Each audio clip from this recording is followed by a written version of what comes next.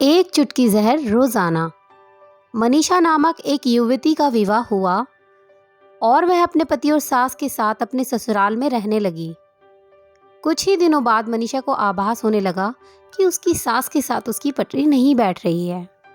सास पुराने ख्यालों की थी और बहू नए विचारों वाली। मनीषा और उसकी सास का आए दिन झगड़ा होने लगा। दिन बीते, महीने बीते, साल भी बीत गया। ना तो सास टीका टिप्पणी करना छोड़ती और ना ही मनीषा जवाब देना। हालात बद से बदतर होने लगे। मनीषा को अपनी सास से पूरी तरह नफरत हो चुकी थी। मनीषा के लिए उस समय स्थिति और भी बुरी हो जाती है जब उसे भारतीय परंपराओं के अनुसार दूसरों के सामने अपनी सास को सम्मान देना पड़ता। अब वह किसी भी तरह से अपनी सास से छुटकारा पाने की सोचने लगी। एक दिन जब मनीषा का अपनी सास से झगड़ा हुआ और पति भी अपनी माँ का पक्ष लेने लगा तो वह नाराज होकर अपने मायके चली आई। मनीषा के पिता आयुर्वेद के डॉक्टर थे। उसने रो रो कर अपने व्यथा पिता को सुनाई और बोली, आप मुझे कोई जहरीली दवा दें जिससे जाकर मैं उस बुढ़िया को पिला दूं, नहीं तो मैं अब अपने ससुराल बिल्कुल नहीं जाऊंगी।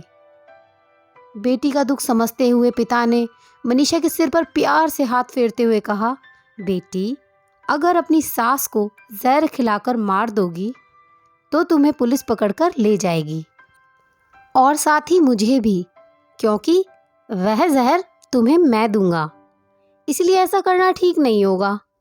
लेकिन मनीषा जिद पर अड़ गई, आपको मुझे जहर देना ही होगा। अब मैं किसी भी कीमत पर उसका मुंह नहीं देखना चाहती।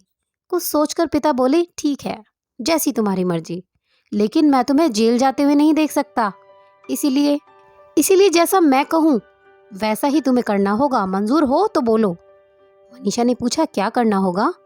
पिता ने एक पुड़िया में जहर का पाउडर बांधकर मनीषा के हाथ में देते हुए कहा, तुम्हें इस पुड़िया में से सिर्फ एक चुटकी जहर रोज अपनी सास के भोजन में मिलाना है।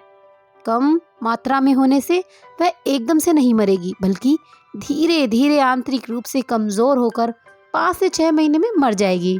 लोग समझेंगे कि वह स्वाभाविक मौत मर गई है।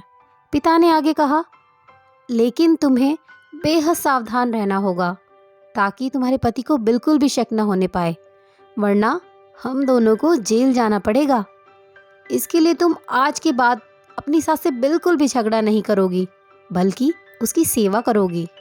यदि वह तुम पर कोई टीका टिप्पणी करती है तो चुपचाप सुन लोगी, बिल्कुल भी प्रत्युत्तर नहीं दोगी। बोलो, कर पाओगी ये सब? मनीषा ने सोचा, 6 महीने की ही तो बात है, फिर तो छुटकारा मिल ही जाएगा। उसने पिता की बात मान ली और जहर की पुड़िया लेकर ससुराल चली आई। ससुराल आते ही अगले ही दिन से मनीषा ने सास के भोजन में एक चुटकी जहर मिलाना शुरू कर दिया। साथ ही उसके प्रति अपना बर्ताव भी बदल लिया। अब सास के किसी भी ताने का जवाब नहीं देती, बल्कि क्रोध को पीकर मुस्कुराते हुए सुन लेती। रोज उसके पैर दबाती, उसकी हर बात का ख्याल रखती, सास से पूछ पूछ कर उसकी पसंद का खाना बनाती, उसकी हर आज्ञा का पालन करती।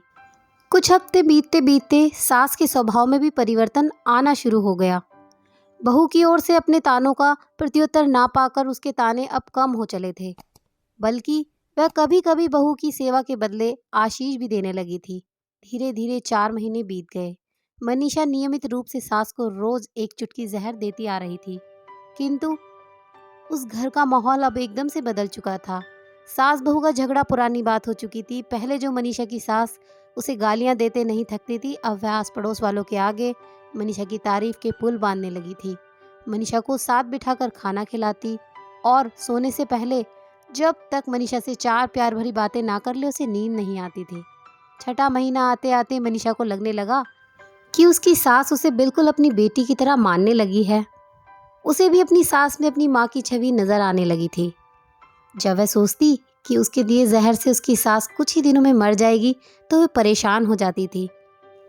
एक दिन वह अपने पिता के घर दोबारा जा पहुंची और बोली, पिताजी, उस जहर के असर को ख़त्म करने की दवा दीजिए, क्योंकि अब मैं अपनी सास को मारना नहीं चाहती। वो बहुत अच्छी है और अब मैं उन्हें अपनी माँ की तरह चाहने लगी हूँ। पिता ठठाकर हंस पड़े और बोले, जहर? कैसा जहर?